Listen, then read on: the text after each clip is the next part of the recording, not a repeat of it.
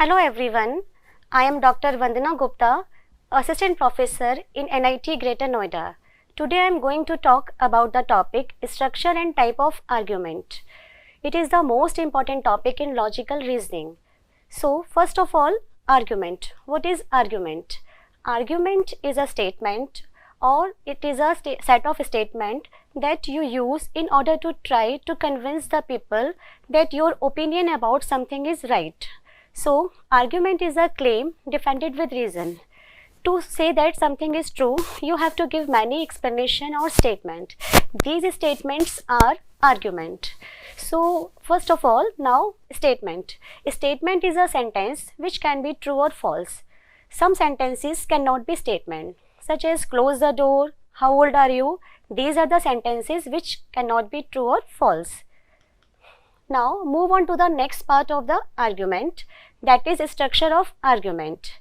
Argument is made up of many statements, or we can say two type of statements. First statement is premises and second statement is conclusion. Premises are the statement that are presented as evidences, reasons or grounds for the support of conclusion. There can be one or more premises in a simple argument. While conclusion is a statement which indicate that what an arguer is trying to convince the reader or listener, or we can say what is the argument trying to prove. It is clear by this example. In this example, there are three statements. Calculus second will be no harder than calculus 1, and second statement is Rahul did well in calculus 1. And third statement is Rahul should do well in calculus second.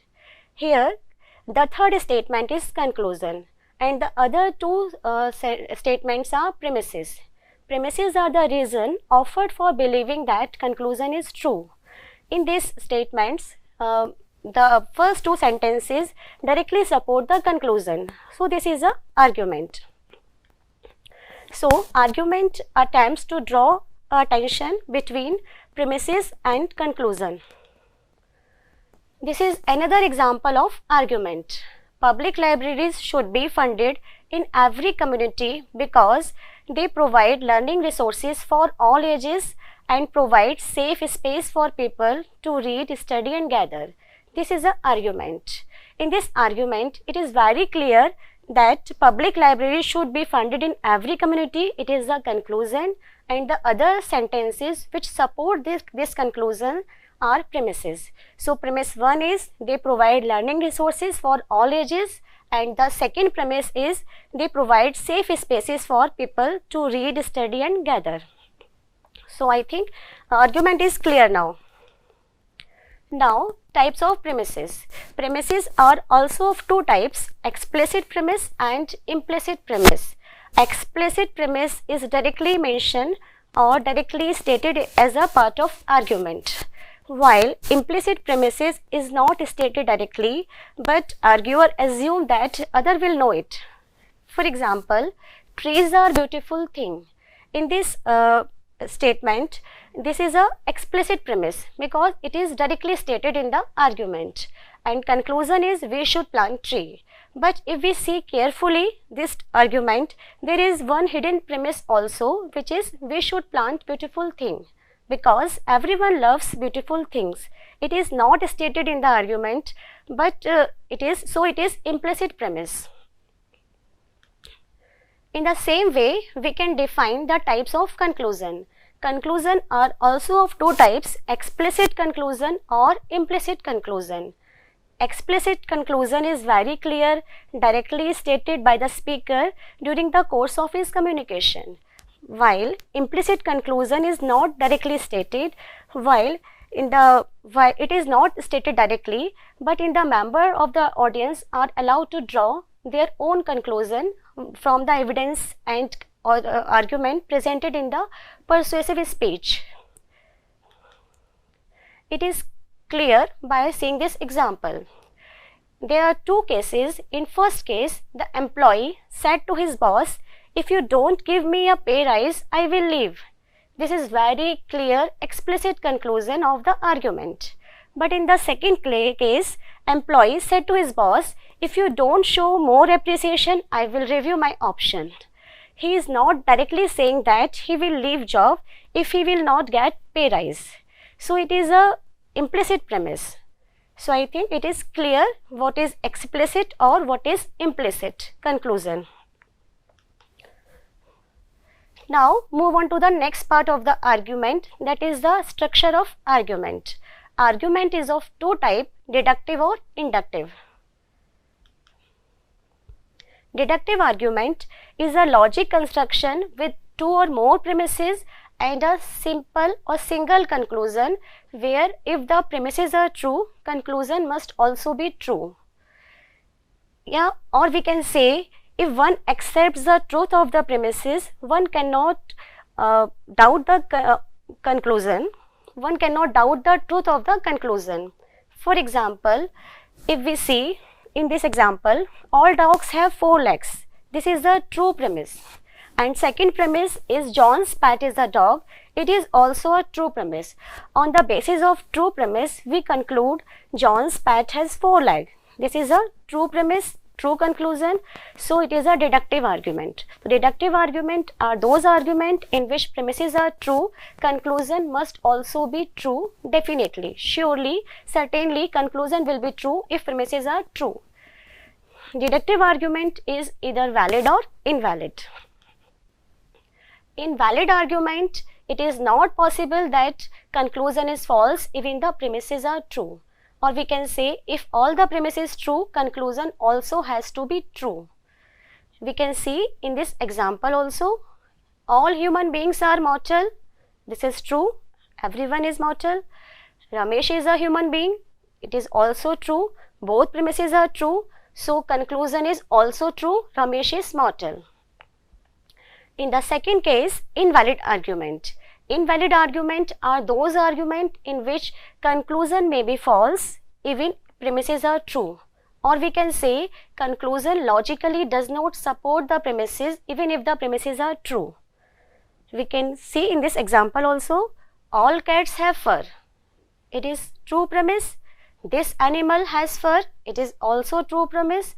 On the basis of true premise, we logically conclude that this animal is a cat.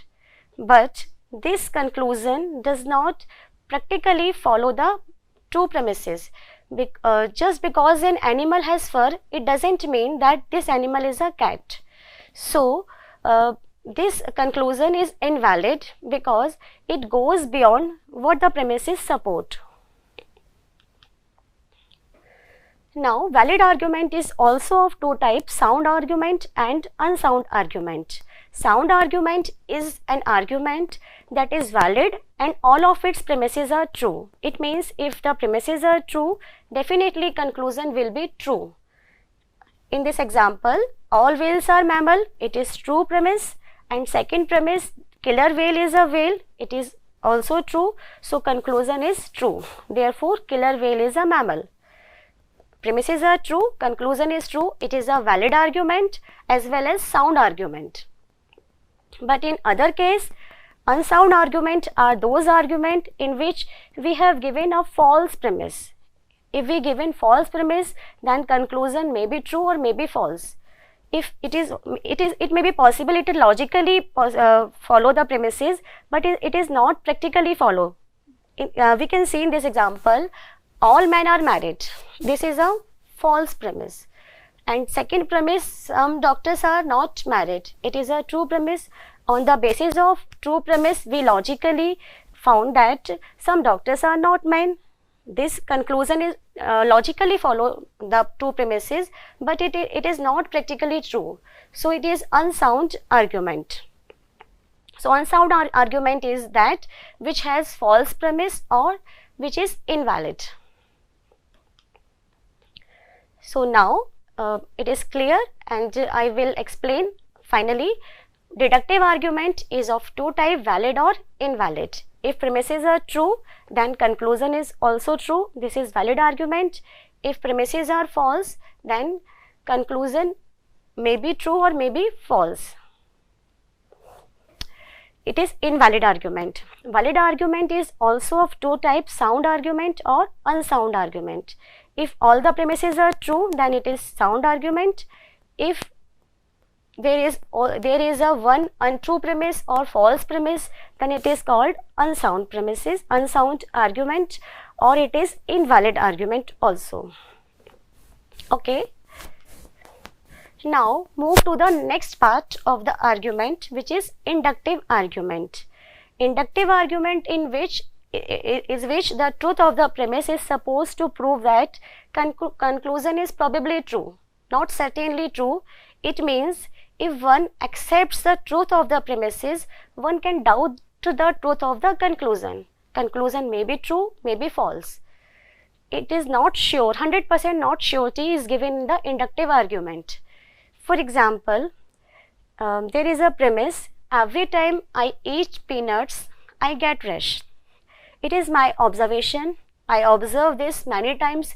When I eat peanuts, I get a rash. So I make a hypothesis, and so finally I conclude that I am allergic to peanuts. This is my observation and conclusion of my observation. But it is maybe true or maybe false, because I have not got any allergic test done. It will be confirmed only by the allergic test. So inductive argument gives only probability, not surety. We can see in another example also. All the tigers I saw on my safari trips to South Africa were orange. So I make a hypothesis and finally I conclude that all the tigers are orange. But it is possible you might not have seen any other tiger other than orange color. So it is a inductive argument. Inductive argument conclusion may be true, may be false. Now inductive argument is either strong or weak. In a strong argument, if there is a high probability of being conclusion is true. If conclusion is true, is 50 or more than 50% is true, then it is called strong argument. And if the probability of being conclusion true is only less than 50% or very weak, then it is called a weak argument. We can clear it by this example. For the example of a strong argument, if you notice that every time you eat spicy food, you get a stomach ache. It is a premise, and on this basis of this premise, I conclude that spicy food causes stomach aches. This is my conclusion. The probability of conclusion being true is very high because I observe many times. So it is a strong argument. But on the other hand, in the second case, Charlie is a woman. It is a premise, and it is a true premise. And some women like poetry.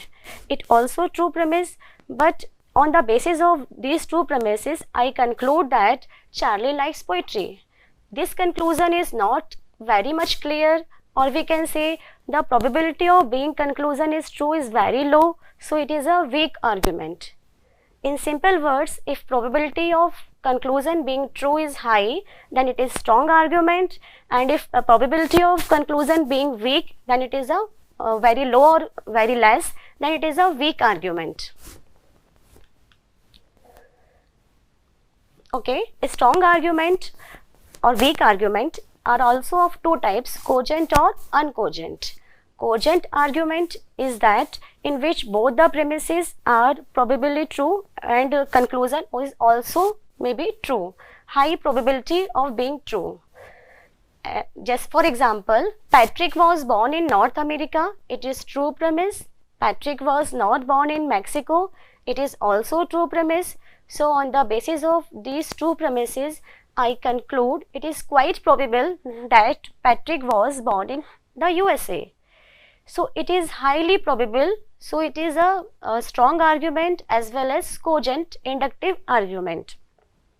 But in the case of uncogent inductive argument, there is a weak argument, or there is a less probability of conclusion being true, is called uncogent. For example, most boys like to play sports. It is a true premise. And the second premise is Madhuri Dixit is a boy. But in this case, Madhuri Dixit is not a boy, she is a girl or she is a lady. We have given a false premise. So we cannot say conclusion is highly probably true. In this, by these two premises, we conclude that Madhuri Dixit probably like to play sports. So it is a false conclusion because we have given a false premise. So it is uncogent inductive argument. So finally, we can say inductive arguments are of two types: strong argument and weak argument. A strong argument is also of two types: cogent or uncogent. Cogent argument is that argument in which all the premises are true and probability of conclusion being true is very high, and uncogent argument is that argument which is a weak argument also, and as well as it has false premise.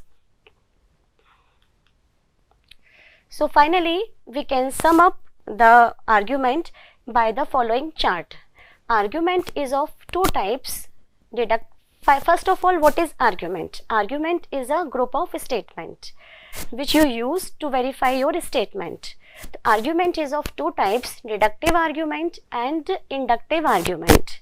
Deductive argument try to prove that your conclusion is probably true, while inductive argument tries to prove that your conclusion is probably true. It means deductive argument gives 100% surety of conclusion being true, while inductive argument gives probability of conclusion being true or false. Deductive argument is further divided into valid argument and invalid argument. Valid argument are those arguments in which all the premises are true and conclusion is also true. But in invalid argument, if the premises are true, then conclusion may be false or does not logically support from the premises. So invalid argument, generally conclusion is false. Invalid argument and valid argument. Valid argument is also of two types: sound and unsound. Sound argument are those arguments in which all the premises are true, so that conclusion is also true. But in unsound argument are those arguments in which if we have given a false premise, then conclusion may be false. So the main difference in a sound and unsound argument is that in sound argument all the premises are true, but in unsound argument there is at least one premise is false. Because of the false premise, conclusion is also false, or maybe chances to false, or maybe does not logically follow from the premises. So now inductive argument. Inductive argument gives probability of conclusion being true or false.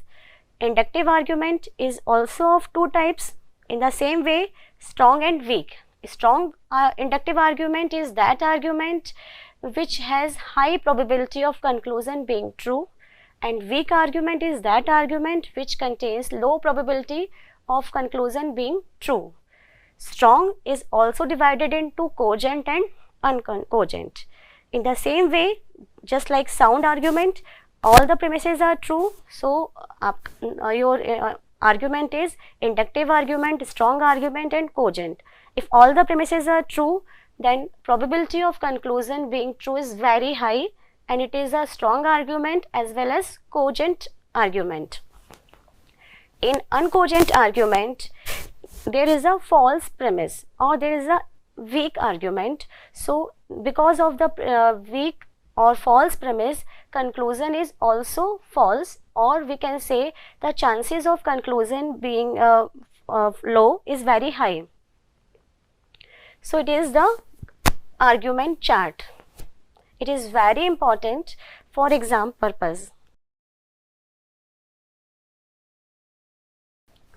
Okay, finally let's see the difference between deductive and inductive argument, or we can say deductive and inductive reasoning. First is premises. In deductive argument, premises are simple principle, general rules, such as we have seen earlier in many examples: all men are mortal. This is a general principle. All human beings are mortal. or all planets are round. These are the general rule principle. But in case of inductive reasoning or inductive argument, the premises are your observation. Then you have seen in earlier example, when I eat peanut, I get rash. It is the observation. All the tigers I have seen are orange color. This is also our observation. So in inductive reasoning or inductive argument, premises are always your observation. But in case of deductive reasoning, premises are general rule, principle. Okay, finally, conclusion. In case of deductive reasoning, conclusion is very special. Such as, if we see premise is all men are mortal and Ramesh is a mortal, Ramesh is a man, so Ramesh is a mortal. So Ramesh is a specific case we have taken. So Ramesh is also a mortal. This is a conclusion. Conclusion is special, but premise is general. So in deductive reasoning, we go from general to specific. But in case of inductive reasoning, conclusion is very general. Yeah, we can say we generalize the conclusion. When I eat peanut, I get rash. So I conclude I am allergic to peanut. It is a general conclusion. So in inductive reasoning, we go from specific to general. A specific case, for me, I am allergic this one. And validity, in case of validity, if in deductive reasoning, if all the premises are true, then conclusion is also true. Conclusion must be true if premises are true. But in case of inductive reasoning, conclusion is probably true if premises are true. So in case of inductive reasoning, this is a probably true, not surety. We find only probably true conclusion. And finally, use in deductive reasoning, use in mathematics, philosophy, and various scientific disciplines. But inductive reasoning used in scientific research, data analysis, and everyday decision making. So I think inductive and deductive argument is clear to all of you. Okay, thank you to all. We will meet in another lecture of design thinking. Thank you.